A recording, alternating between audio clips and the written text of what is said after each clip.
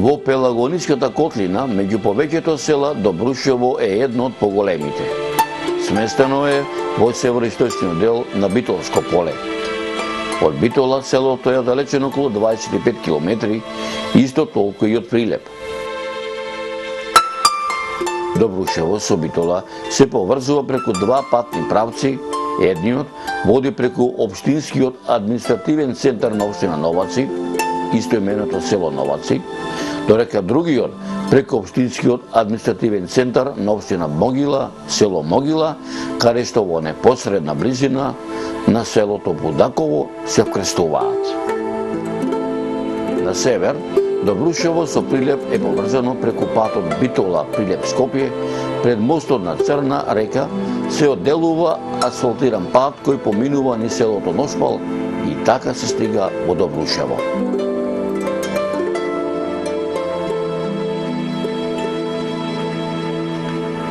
Атарот на селото е равничарски. На исток, основно недалеку од подношието на Селечка планина и благо се спушта кон запад до левиот брег на Црна река. Зафаќа површина од околу 17 квадратни километри.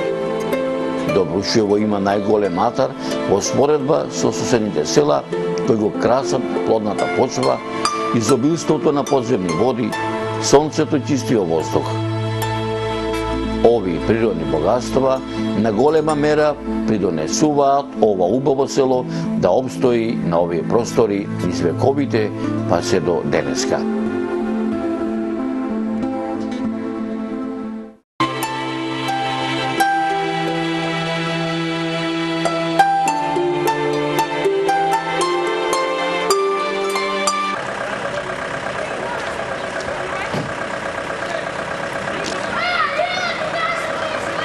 Нашето путешествие по селата заедно со мојот снимател Лука, еве дојдовме овдека во селото Добрушево. Многумина велат дека ова село е за некој Прилепско, за некој Битолско, а многумина велат дека е и према Маријовско. Дојдовме во ова село да знаеме нешто повеќе за селото Добрушево, за неговото име, за неговото обитисување и за животот на селаните.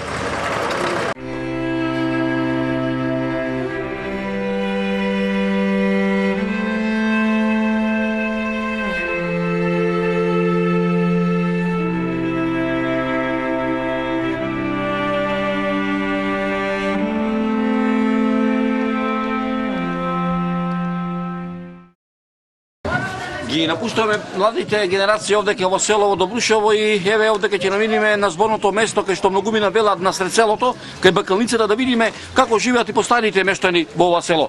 Добар ден. Како сте ми? Добар ден. Арни. Еве, јас сум Зоран, Данен телевизија. Е така, еве, Госпо, дојдовме и во вашето село да видиме како е живејачката. Иначе, Арни, добри? Па, добро. Добри. Така. Да ви кажам реално вака, ретко кога одам по селата, да момче, ретко кога одам по селата да видам толку млади луѓе во селата како што е во ова село Добрушево. Што именува вака во селово? Нашето село е едно од подобрите села во општина Могила. Ние имаме негде околу 700 жители во село Добрушево. Овде инфраструктурно сме поврзани со Прилеп и со Битола со асфалтни патишта. Имаме собствен водовод, телефонски линии, основно училиште кое што опфаќа и 4 други села, така да е по моја проценка едно од подобрите села за живење. Се занимаваме претежно со земјоделие, сточарство. Најмногу од земјоделието одгледуваме тутун, кој што годинава помина како помина, секој се знае. Убаво, така. Зависи кој како. Најпрвите што го предадоа поминаа многу полошо, за разлика после, али пазарот си го справи своето. Иначе имаме идеални услови за одгледување и на индустријска пиперка, меѓутоа проблем ни е само договарањето на производството, што досега се случуваше да произведеме големи количини, немаше кај да ги пласираме, за разлика од лани кога се јави и недостиг во Македонија, што стварно и срамота се јави недостиг на пиперка во Македонија. Иначе во главни црти тоа би било. Добрушево по надворешниот изглед дава јасен впечаток дека станува збор за типично полско село од збиен тип. Куќите се групирани по мала, а поради земјоделско-сточарските потреби и рамниот простор. Од памтивека сите куќи во селото имаат прилично големи дворови, кои во минатото биле оградени со високи авлии, високи и до 2 метри. Долниот дел на куќите им бил подзидан со камен, а горниот со плитари. Куќите биле покриени со турски џерамиди. Во дворот, покрај тоа што била изградена куќа и други стопански објекти, секое домаќинство во посебен дел имало гумно за вршење и правење копи од слама и стогови сено. Портите го поврзувале дворот со селскиот пат, а биле широки до 4 метри, за да можат полесно да влезат натоварените запрежни коли. Ова да ми кажеш, кои му се соседни села на селово Добрушево? Соседни, да почнеме од Мусинци.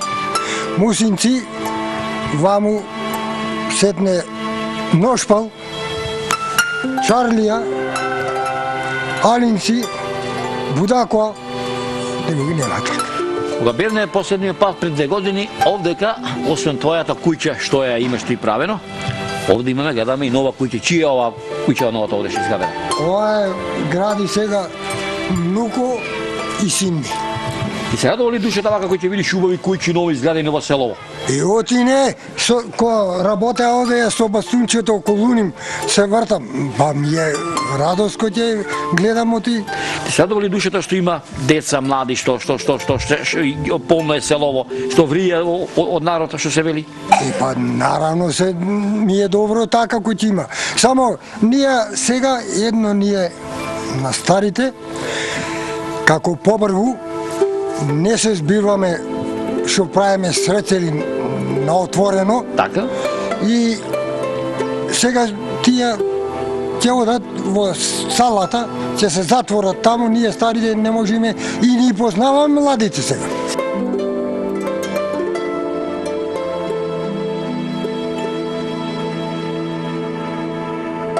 Сред селото е најкомуникативниот дел на селото и ги поврзува двете селски маала. Во минатото, за време на верските празници, Великден, Спасовден, Водици, Духовден и други, тука се одржувале заедничките веселби, свиреле гајди, зорли, биеле тапани, се виеле ора.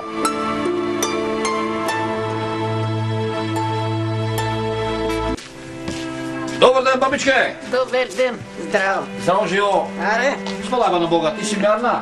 Арна, Така. со годињето добра. Така. Што години вака ги направи? Ами, 75-6. Така, слушај вака едно. Ај, седни си тука и ја ќе седам тука и да си помовети ми, ќе може така? Така. Рече дека имаш колку години? 75. 75, така. Те служи ли вака здравието? Арна сум до сега. Добра сум. Така. Шо поработуваш вака? Ништо, седи. Низ дома, така, манте? Низ дома. Така. Од ова село си родом? Не, од Дедебалци. Од Дедебалци, а? Вака една да ми кажеш. Како кој живот беше поарен? Животот кој беше, да речеме, на мојата младост или сегашниот? И се, шо знам, се е поубое. Убај, а? Еми пооблечен народо, сторен, того и сиромаштијата поќе владееш. Така. Того еден одеше на пазар, се земи парите Така. и забегај. На времето се знаеше кој е со кој ќе биде овчар, кој ќе биде... Да. Се знаеше, а? Си. Така.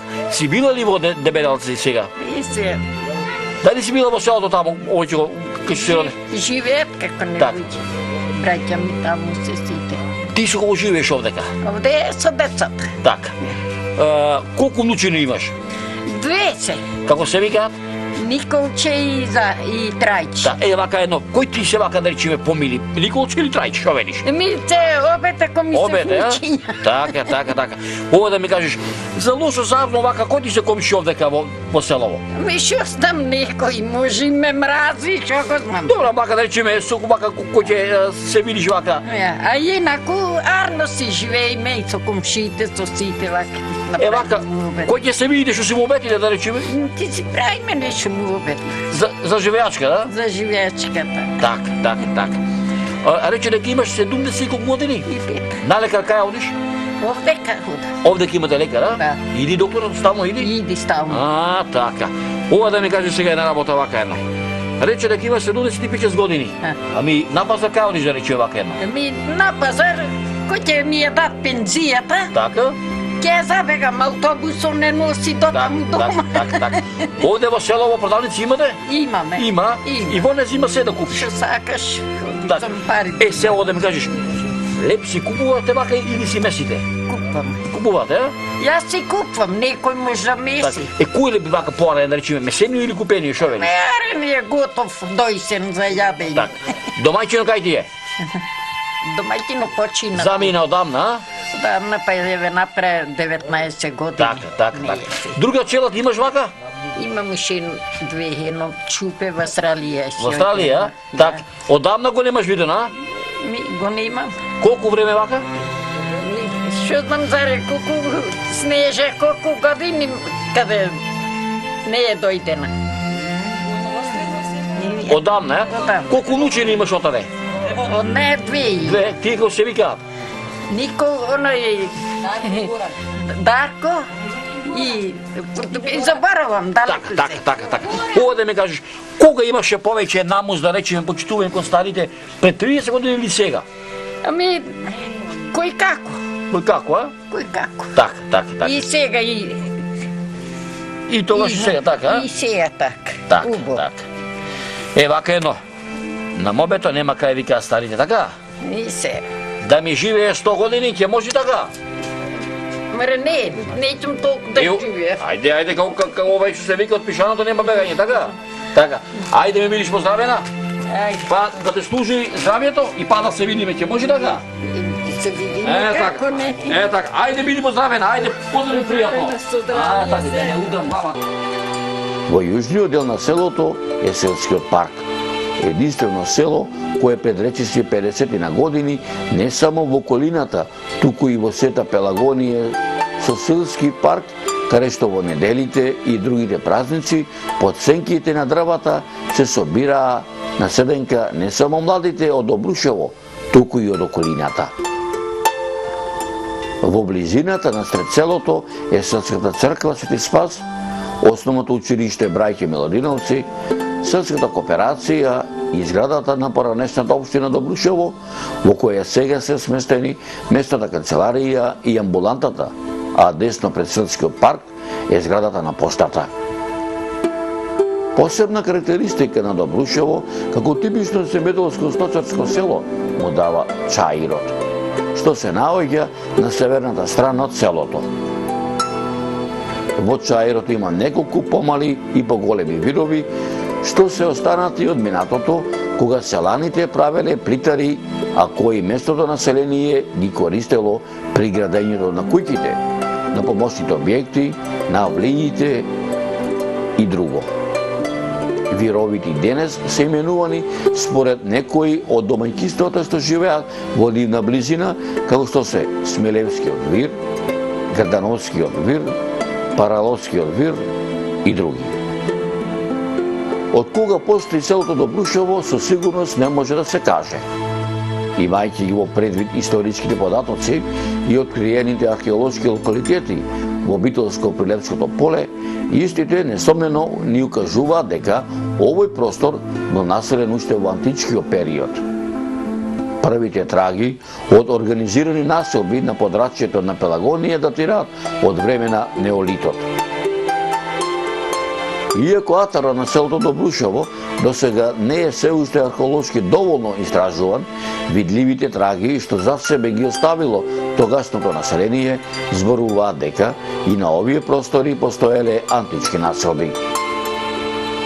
Во минатото, кога науката била на многу ниско ниво, затоа устите преданија не случајно останале како една од можните форми да се пренесе доброто, корисното и интересното од постарите на помладите генерации. Легендите, иако не се некој сигурен историски извор, сепак представуваат зачувано сеќавање на луѓето за некој настан што постепено преминува во мит. А легендата вели вака: си биле тројца браќа кои сложно живееле во некое планинско село. Семејствата од година во година се зголемувале, а тие решиле да ги напуштат родните огништа и да се населат некаде во некое поле, каде што ќе имаат подобри услови за живење. Едниот од браќата се населил во денешното село Добрушево, другиот брат во селото Долно Српци, а третиот брат во селото Подмол.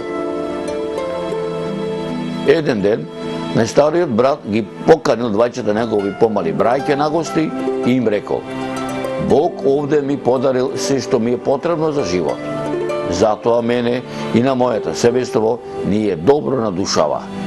Од овие убави зборови, добро надушава, така и селото го добил името Добрушево.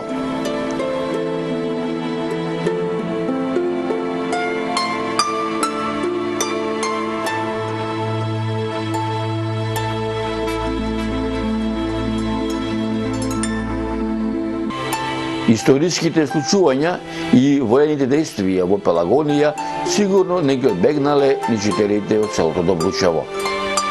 Времето кога со овие краишта владеел кралот Вокашин и кралот Марко, во многобројните легенди е опишено како време на благодет за народот кој живеел не само во Добрушево, туку и пошироко. Но потпаѓањето на овој крај во владение на Отоманската империја, а според некои пишени документи тоа се случило од 1395 до 1397 година, во целокупниот живот на населението биле внесени големи промени. Добрушево како населба се спомнува во првиот пописен дефтер направен од турската администрација во 15 век, поточно во 1468 година. Селото било заведено под името Доброшиево. Во истиот дефтер, неговата местоположба била точно определена дека се наоѓа јужно од Прилеп, меѓу селата Ношпол и Мусинци. Населението според пописот било целосно христијанско со 150 семејства и 8 неженети. Покрај спомнатите податоци за Добрушево, во документот било спомнато дека селото било Тимр на Хазир, син на Далбен, и Касим, син на Халил. Освен спомнатиот попис од 1468 година, имаме податоци и за друг таков попис на населението извршен во 1568 година. Според вториот попис, Добрушево имало 61 семејство, 4 вдовици и 115 неженети, вкупно 436 жители. А во селото било регистрирано и едно муслиманско семејство. Османличката власт често пати правела разни отстапувања во врска со плаќањето на даноците со цел да ја задржи рајата во спахиските поседи. Во случај на некакви елементарни непогоди, како суши, поплави, град или слично, кои биле главната причина на слабиот род на населението, им биле простувани даноците. Така, во отоманските дефтери од 1805 година стои запишено дека на 25 мај 1805 година судот издал мурасале, односно наредба, со кое село Добрушево било ослободено од сите даноци на неодредено време, додека економски не зајакне. Добрушево не го одбегнуваат и други збиднувања, како од втората половина на 19 век, така и воените збиднувања кои се случувале во првата половина на 20 век. Добрушево не го избегнуваат и разните странски национални пропаганди на тогашните соседни држави на Македонија, која се уште се наоѓала под отоманско владение, како што се бугарската, грчката, српската. Првите децении од 20 век се познати по неколку историски настани. Илиндетското востание, Првата Балканска војна, Втората Балканска војна и Првата светска војна, во кои учествувале и добрушевци. Многуми на однив ги загубиле своите животи борејќи се за туѓи интереси. Како спомен од тие настани, но како спомен на борбата на македонскиот народ за слобода, е и спомен гробницата во црквата Свети Спас, во селото Добрушево, подигната во чест на загинатите комити кај местноста викана Карабатица, каде што во 1876 година во нерадна борба со турскиот аскер на ударот на слободата ги положиле своите животи 12 кобити заедно со војводата Тодор Цветков, родом од селото Лажец. Исто така, може е важно да спомнеме дека сопругата на прочениот војвода од овој крај, за кого народот го опеал во песната "Абер ми дојде од могила" низ поле Пелагониско, Димче Сарбанов, Димче Могилчето, Лоза Танева е родом од селото Добрушево.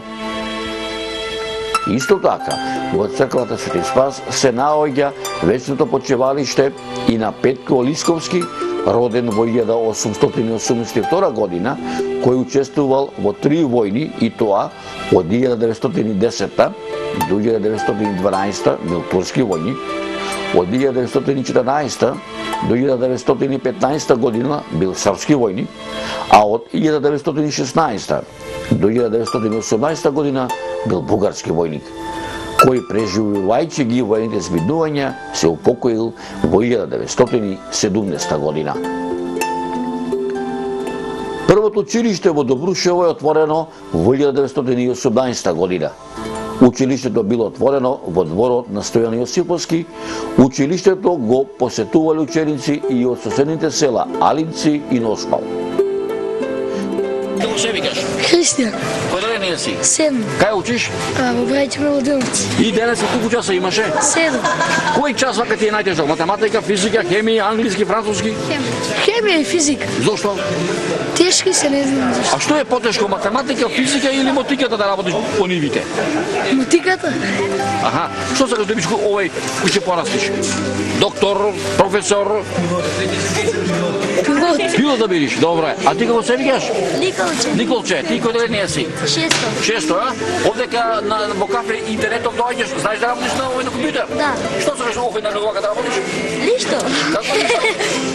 Компјутер играм. А ти како се викаш? Момче? Валентин. Валентин, така, ти кој деление си? 6. Шесто, ти? Николче. Николче, ти кој деление си? Шесто. Шесто, а? Слушај вака едно. Дома кој ќе си појдиш и помогаш ли овој на твоите? Да. Што им помагаш? Се.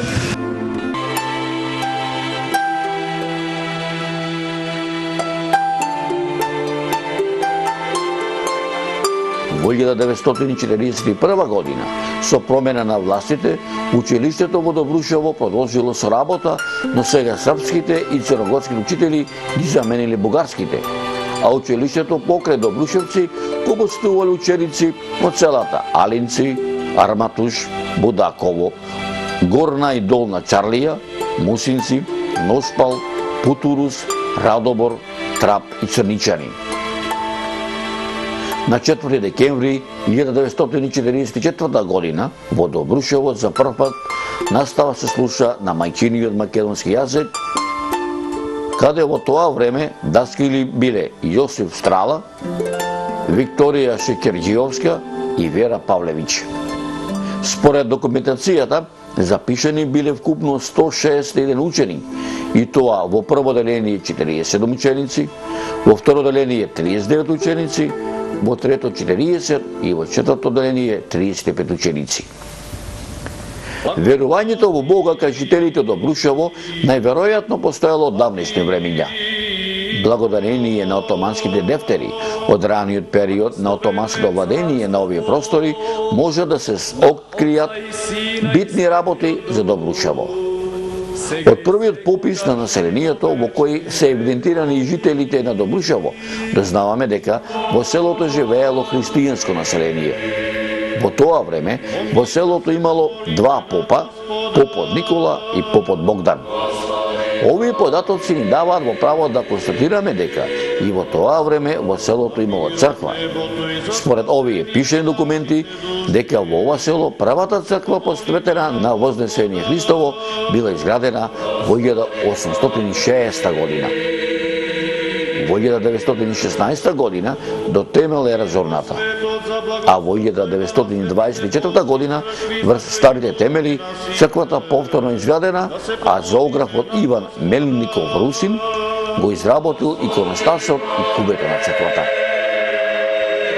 Според црковните книги кои ги најдовме во оваа црква, свештеници кои работеле во овој храм биле Наум Кочович, Трајко Наумович, Грујо Маркович, Неделко Петрович, Трајан Маркович, Симеон Ацев, Вангел Грујевски, Трајан Митровски, Гроздан Богевски, Душко Ѓорѓиовски, Душко Талевски, Славчо Петровски, Трпко Стевковски, Злате Стефановски и многу други. Да се помолиме на Господа. Секако дека посебно место во овој така, да го наречем, народен список на црковни луѓе од селото Добрушево влегуваат и протојерејот Ставрофор Трајан Митровски, родом од селото Добрушево, кој по добивањето на свештеничкиот чин бил назначен за свештеник во Добрушевската парохија, а во 1967 година со отворањето на Средното богословско училиште Свети Климент Охридски во Скопје бил поставен за професор, а од 1974 до 1977 година бил ректор на богословијата. Селото Добрушево е роден крај на Стојан Велјановски, шестото дете на Тале и Стојанка Велјановска, петиот архиепископ на Македонската православна црква, Охридска архиепископија, господин Стефан.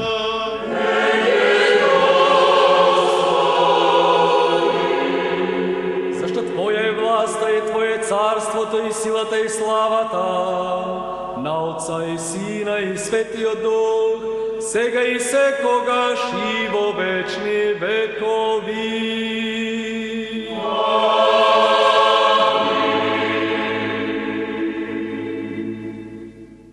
Природно-географските почвени услови секогаш имале значајно влијание врз развојот на стопанството. Атар на Добрушево, како дел од Пелагонија, располага со големи површини на плодна земја.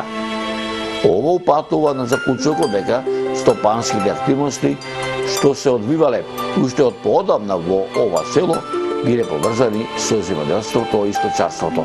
Денес човекот некако рака под рака со техничко-технолошкиот, со индустрискиот и стопанскиот развој, како да се оддалечи од хранењето со чиста и природна здрава исхрана и се премина на таа брза храна. Брзата храна практично е соодветна на оваа динамика во која денес живееме. Меѓутоа, во светот тренд е произведувањето на природна, чиста, здрава исхрана и тоа произведување може да биде и доходовно ако правилно и искрено му се пристапи. Природната исхрана, здравата храна е најголемиот дар од природата, кој дар ние треба да знаеме да го цениме, да го почитуваме и да го користиме наменски. Ако храната ја замислиме како превентива и како лек, тогаш ние сами можеме да си го направиме нашиот живот посреќен, поквалитетен и подолг. Во природната храна нема ништо специфично освен што е изврено она што е неприродно, она што е штетно, она што е вештачко. Значи, денес во маркетите храната се третира да има што подолг век на траење. Колку подолго стои во фрижидерите, храната ги губи витамините. Природната исхрана има предност во тоа што е произведена по природен пат. Без адитиви, без инсектициди, без пестициди, без вештачки бои и вкусови, хормони за брзо растење и така натаму и храна што не е генетски модифицирана. Со еден збор, значи треба да им се верува на изворите кои што ја даваат таа природна храна. А токму во тој контекст сакам да повторам дека ваквите средини се идеално место каде се произведува таква природна, еколошка и здрава исхрана. Би сакал да потенцирам и тоа дека Пелагонија е најголемата житница во Република Македонија. Во нашава Пелагонија со векови наназад се произведувала чиста, здрава храна и тоа била една од основните причини што нашите предци живееле долг живот по 80-90 години, па некои ја поминувале и 100-та година. И ова нека биде една порака до идните генерации да произведуваат ваква храна за да си го продолжат својот век на живење. Според кажувањата на постарите добрушевци, во 1928 година во Добрушево почнало да се меле жито. собственикот бил некој си Василий од Србија, роден во околината на Лесковац. Тој ја изградил првата мелница за жито на парен мотор. Во 1958 година во Добрушево, по поставувањето на струјата, Ламбе Илковски, родом од селото Брусник, го градува во постојачката воденица првиот електромотор. Во 1963 година во Добрушево е изградена и првата влачарница, а која работела речиси до пред 30 на години, чиј собственик бил некој си Велко од Битола.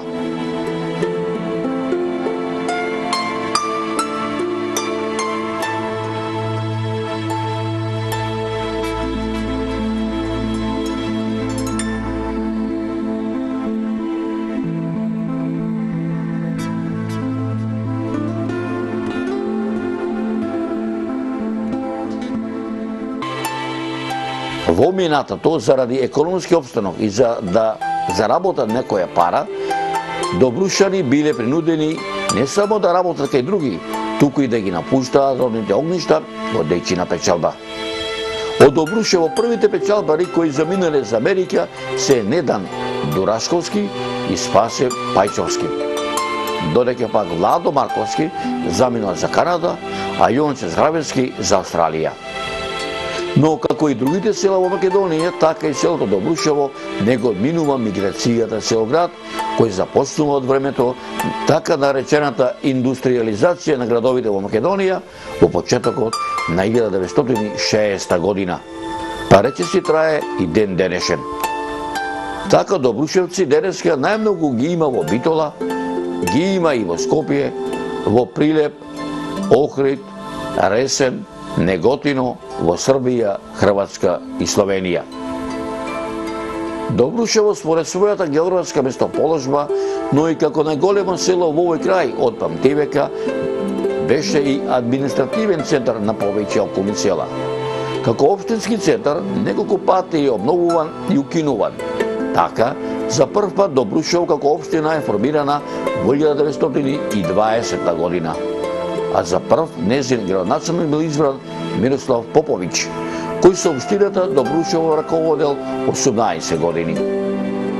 Во 1938 година втор градоначалник бил Боше Тушевиќ, кој со општината раководел до 1941 година. Во 1996 година, по обновувањето на Добрушево како општина, трет незин градоначалник бил професорот Веле Поповски, а во 2001 година незин четврти градоначалник е Славе Петрески. Го напуштаме селото Добрушево. Ги оставаме добрушани да си го живеат својот живот со едно ветување дека пак ќе дојдеме, пак да се видиме и пак да направиме нова репортажа за ово убаво македонско село, селото Добрушево.